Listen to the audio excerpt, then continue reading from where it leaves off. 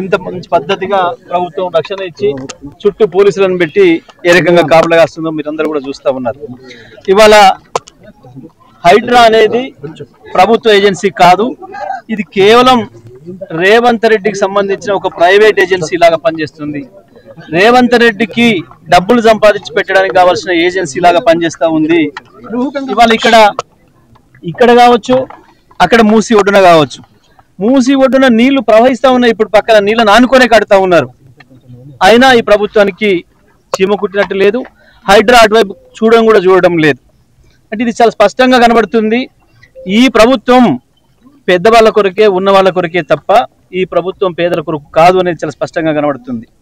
హైదరాబాద్ నలుమూలలో ఎటువైపు చూసినా కేసీఆర్ కట్టించిన లక్షలాది ఇండ్లు కనబడుతూ ఉన్నాయి, డబుల్ బెడ్రూమ్ల ఇండ్లు.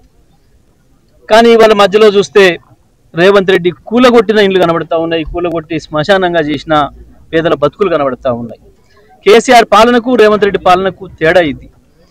కేసీఆర్ 10 ఏళ్లలో నిర్మాణం చేస్తే రేవంత్ రెడ్డి 2 ఏళ్లలో మొత్తం కూలగొట్టి నాశనం చేసిపోయింది. ఇవాళ రాష్ట్ర భవిష్యత్తుని అంధకారం చేస్తూ ఉన్నాడు, పేదల భవిష్యత్తును అంధకారం చేస్తూ ఉన్నాడు. కేవలం తనకు అవసరమైన, తన రాజకీయ పరపతికి అవసరమైన, తన పదవిని నిలబెట్టుకోవడానికి కావలసిన పని మాత్రమే చేస్తున్నాడు. ఇవాళ బీఆర్ఎస్ నుంచి గెలిచి కొనుక్కున్న వాళ్ళకు ఈ రకమైన నజరానాలు ఇస్తున్నాడు, ఈ రకంగా కాపలా కాస్తున్నాడు. ఆయన సొంత పార్టీలో ఉన్న మంత్రులకు కాపలా కాస్తున్నాడు.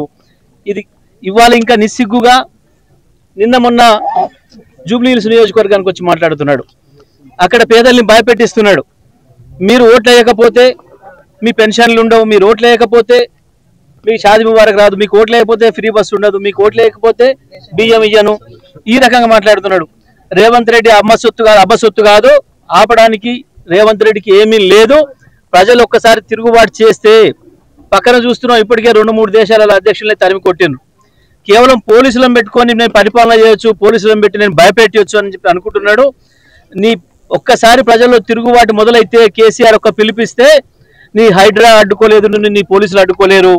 నీ లావు పగలగొట్టి నిన్ను పారదోలడం ఖాయం ప్రజలు. నువ్వు ఏ అడవుల నుంచి వచ్చినా అని చెప్తున్నావో, నల్లమల పుల్లి అని చెప్తున్నావో, నల్లమల పిల్లిని కూడా కాకుండా చేస్తారు నిన్ను. నువ్వు చేస్తున్న దుర్మార్గాలు ఈ రకంగా ప్రజల ముందర చూపించాలి, ప్రజల కళ్ళకు కట్టినట్టు చూపించాలని చెప్పి ఇవాళ బీఆర్ఎస్ పార్టీ బృందం ఇక్కడ రావడం జరిగింది. మీడియా మిత్రులు కూడా అందరూ కూడా చూస్తున్నారు.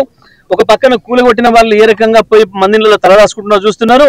కానీ ఎమ్మెల్యేలు, మంత్రులు మాత్రం ఏ రకంగా పోలీసు రక్షణ ఇచ్చి మళ్ళీ వాళ్ళ ఆస్తుల్ని వాళ్ళకి కట్టబెడుతుందో కూడా మనం చూస్తున్నాం. ఈ దుర్మార్గాల్ని ప్రజలకు మళ్ళొకసారి కళ్ళకు కట్టినట్టు చూపించాలని చెప్పి ఇవాళ బీఆర్ఎస్ పార్టీ బృందం మా కార్యనిర్వాహక అధ్యక్షులు కేటీఆర్ గారి ఆదేశం మేరకు ఇక్కడ రావడం జరిగింది. ఇది